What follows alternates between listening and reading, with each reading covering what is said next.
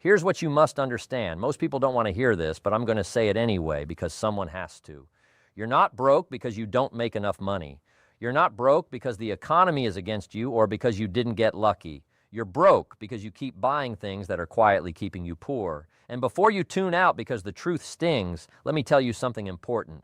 I built my life by understanding one fundamental principle that separates those who create wealth from those who never do. Rich people buy assets, poor people buy liabilities and think they're assets. That's the reality, plain and simple. Now, I know what's running through your mind. Here comes another lecture about not buying coffee. That's not what this is about. This is about 5 specific kinds of purchases that are slowly destroying your financial future. And I'm going to walk you through them, but first I need you to do something. If you're serious about building wealth, if you're tired of living paycheck to paycheck, if you want to retire with dignity instead of working until you're worn out, then make a commitment right now. Join a community of people who understand that money is a tool, not a toy. Let me start with the first thing you need to stop buying immediately: brand new cars. This one stirs emotions, but I'm not afraid to speak plainly. Buying a new car is one of the most expensive mistakes you can make with your money. Let's look at the numbers. The moment you drive that car off the lot, it loses 20 to 30% of its value.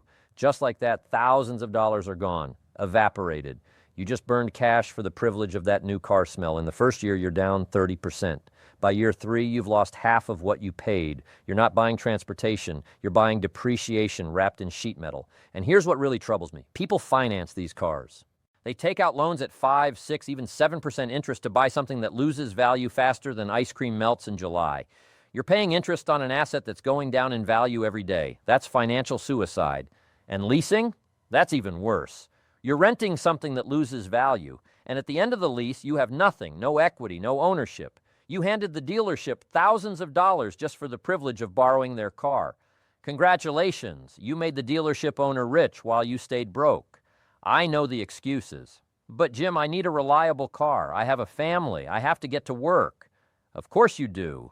But here's where discipline begins. Buy a 3-year-old certified pre-owned car. Let someone else take the initial hit on depreciation. You get a reliable vehicle, often still under warranty, for half the price. That's how you build wealth, by making smart choices, not by chasing the new or the flashy. That's what it means to be smart with your money. That's how people who build wealth actually think. We don't care about impressing the neighbors. We care about building something that lasts. When I was building my first business, I drove a car that was old and barely ran. Did it bruise my pride a little? Maybe, but did it hurt my bank account? Not one bit. That's the difference. Poor people spend money trying to look rich. Rich people spend money to get richer. You have to choose because you can't do both. The car you drive says nothing about your real wealth. The balance in your investment account, that's what tells the real story. Every dollar you waste on a new car is a dollar that's not working for you in the market, not earning dividends, not compounding into your future.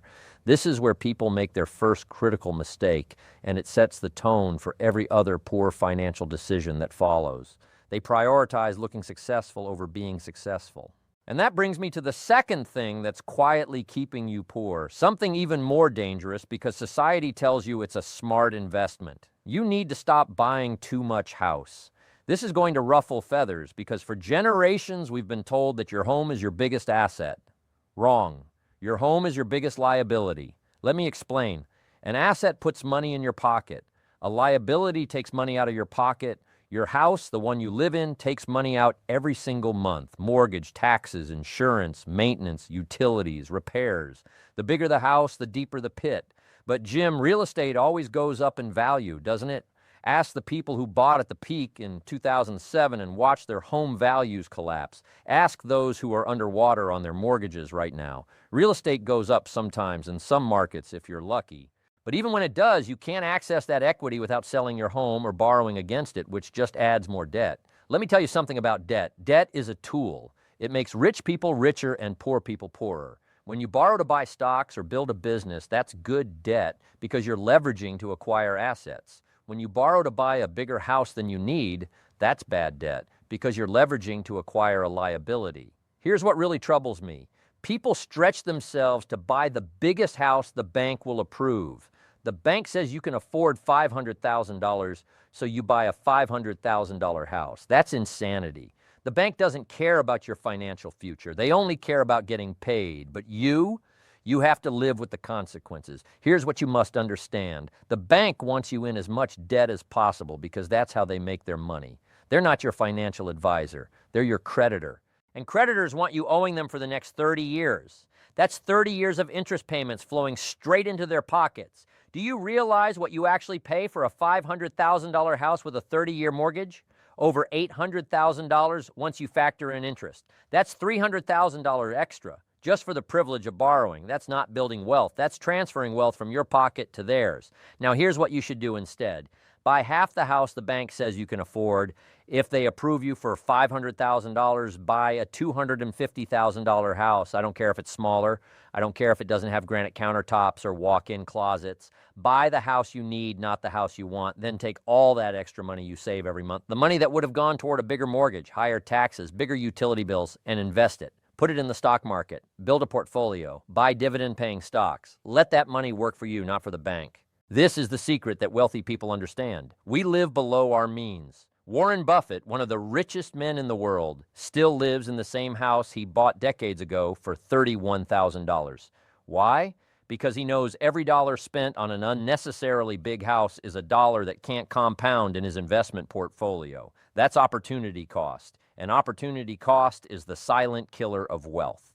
The third thing that's quietly keeping you poor, and this one stings, is eating out all the time. I'm talking about restaurants, takeout, coffee shops, delivery apps. You're hemorrhaging money on food and you don't even realize it. Let me give you some numbers. The average person spends over $3,000 a year eating out. Do you know what $3,000 invested every year for 30 years becomes at a 10% return? Over $500,000. You're trading $500,000 in retirement wealth for convenience and meals you'll forget about in a day. But it's worse than that. Most people spend $5,000, $6,000, even $7,000 a year. Morning coffee, lunch at work, dinner because you're too tired to cook, weekend brunches, date nights. It adds up faster than you think. And here's what really troubles me. People tell me they don't have money to invest. Then I see them spend $15 on a salad for lunch. You have the money. You're just spending it on things that disappear instead of things that grow. Now, I'm not saying never eat out. I'm saying be strategic about it.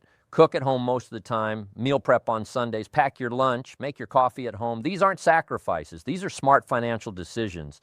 And when you do eat out, make it special, make it count. Don't waste money on mediocre chain restaurants because you're too lazy to cook. That's not living well. That's being financially irresponsible. Here's what you must understand. Rich people respect the value of a dollar. Poor people believe small expenses don't matter, but let me tell you this. Small expenses add up to massive expenses over time, and massive expenses destroy wealth. The fourth thing quietly killing your financial future is buying clothes and accessories you don't need. And I'm not just talking about designer handbags or luxury watches, though those are absolute wealth killers. I'm talking about the constant need to update your wardrobe every season, to chase the latest sneakers, to buy clothes you wear once and then forget about. Your closet is probably filled with things you bought, wore a few times, and now just sit there taking up space. That's not a wardrobe. That's a museum of bad financial decisions. Here's the truth about clothes. Nobody cares what you're wearing as much as you think they do. Nobody's keeping track of whether you wore the same shirt twice this week. And the people who judge you based on your clothes, those aren't people whose opinions should matter to you anyway. What impresses me? A fat investment portfolio, a growing net worth, financial independence, not 1,000 pairs of shoes that'll be out of style in 6 months. But this goes deeper than just clothes. This is about the mentality of consumption. We live in a society that tells you buying things will make you happy. New phone every year, new outfit for every occasion. Upgrade, update, replace. It's a trap designed to keep you spending and keep you poor. The fashion industry, the tech industry, they've built their entire business model on making you feel like what you have isn't good enough, and you fall for it every single time. Let me tell you what rich people do. We buy quality items that last. We wear them until they actually wear out. We don't care about trends. We don't care about impressing strangers. A good suit, a good pair of shoes, a reliable watch. Buy once, buy quality, and move on with your life. Your money has better places to be than in some corporation's pocket because they convinced you that you need their product to feel valuable. You don't. Your value has nothing to do with what you wear and everything to do with what you build. Now, the fifth and final thing that's keeping you poor and this might be the most important one, is subscriptions and memberships you don't use. Gym memberships you never use, streaming services you forget about, apps with monthly fees, premium subscriptions for things you could get for free, magazine subscriptions, software you don't need. It's like a slow leak in your bank account, dripping away $10 here, $15 there, and you don't even notice until you actually sit down and add it all up. I want you to do something right now. Pull out your bank statement. Look at all the recurring charges. How many of them are you actually using? How many are you getting real value from? I guarantee you're paying for at least 3 to 5 things you completely forgot about. Cancel them today, not tomorrow, today. This is free money you're giving away to companies that are betting you're too lazy to cancel. Don't let them win. But here's the bigger issue. Here's what you must understand. These subscriptions aren't just about money. They represent a mindset. They represent the idea that you need constant entertainment, constant access, constant stimulation. But you don't. What you need is to build wealth. What you need is to invest in your future. Every dollar going to a subscription you barely use is a dollar that's not working for you in the market. It's a dollar that's not compounding. It's a dollar that's not building your retirement. And when you're 70 years old and you can't afford to retire, you'll wish you'd canceled that streaming service you only watch twice a month. So let me bring this all together for you. Stop buying new cars. Stop buying too much house. Stop eating out all the time. Stop buying clothes you don't need. Stop paying for subscriptions you don't use. These 5 things are the difference between being broke and being wealthy. It's not about your salary. I've seen people making $40,000 a year build serious wealth because they understood these principles. And I've seen people making $200,000 a year living paycheck to paycheck because they refuse to learn. The choice is yours. You can keep doing what you're doing and stay exactly where you are, or you can make the hard decisions, cut the waste, and start building real wealth. It's not complicated, it's just uncomfortable. And most people choose comfort over wealth every single time. Don't be most people. Now, if this opened your eyes, if you're ready to stop making excuses and start making money, I need you to take action right now. Make a commitment. Tell yourself the truth. Be honest about where you're wasting money. We're all learning here. And if you haven't taken the step to invest in your financial education, what are you waiting for? Join a community of people who are serious about wealth building. We're going to keep bringing you the truth, the strategies, the no-nonsense advice that actually works. Money doesn't care about your feelings. It doesn't care about your excuses. It only cares about the decisions you make. So make better decisions. Stop buying things that don't matter. Start building wealth. That's how you win. That's how you get rich. Now get out there and make it happen.